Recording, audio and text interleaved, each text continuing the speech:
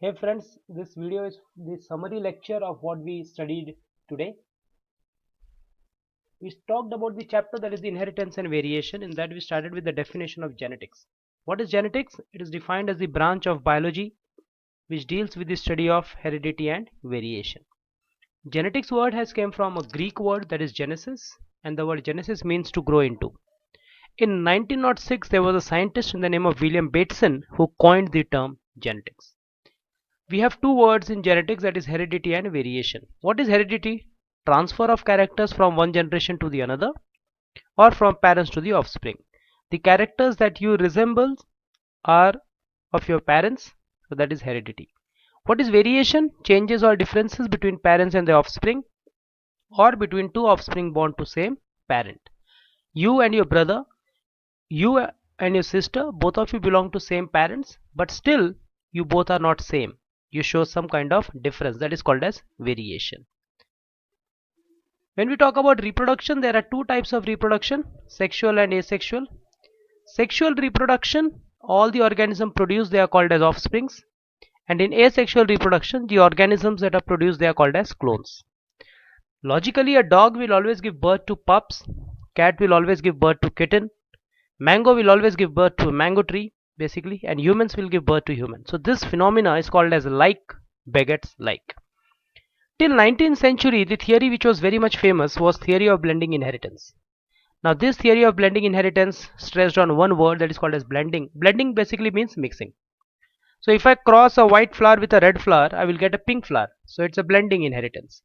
A person with A blood group marries a female with B blood group and gets a child of AB blood group. So it's a blending inheritance.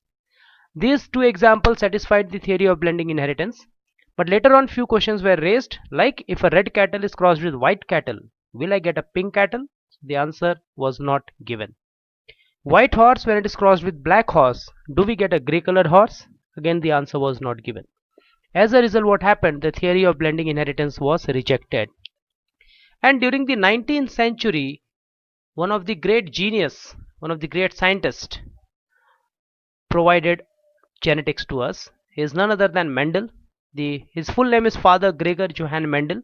Why we called him as father? Because he was a priest, and at the same time he is the father of genetics. The work of Mendel is known as Mendelism. Mendel worked on pea plant, which is also known as Pisum sativum L. L stands for Linnaeus, the scientist who gave the name. Pea plant is also known as garden pea. With respect to some history of Mendel, he was born on 22nd July 1822 in a place called Austria. In Austria, it is Moravia. He studied from University of Vienna. He studied in three different subjects: physics, maths, and natural sciences. And Mendel, with respect to his work, he was an Austrian monk. Basically, he was a priest. He was a father, and he was a teacher. Basically, he used to teach in the school of that church. And somewhere he started thinking about his experiments. In 1856, Mendel started with his experiment, and he gave the title as Experiments in Plant Hybridization, because everything, each and every step of the experiment was controlled by Mendel. Mendel performed his experiment near in the garden that was behind the church basically, and the area of the garden was 70 meter by 7 meter. He completed his experiment in 1865, and he presented his experiment in the annual proceedings of Natural History Society of Brunn. And there he used to always focus on one word, the factor.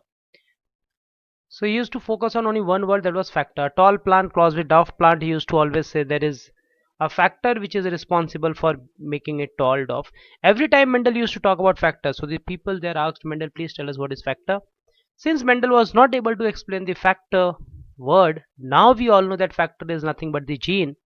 Mendel's work was not recognized, it got rejected in 1866. And finally what happened? In 1884 Mendel died, he passed away. 16 years later, three scientists rediscovered Mendel's work, and these three scientists were working independently in three different parts of the country, you can say, from three different countries. Basically, these three scientists belonged. The first scientist was Hugo de Vries from Holland, Karl Correns was from Germany, and Erich von Teschmark was from Austria. And these three scientists, they used to always focus on one word, that was determiner. And now we all know that determiner is nothing but the factor, and the factor and determiner both are nothing but the gene. So they were basically focusing on the word, that is gene.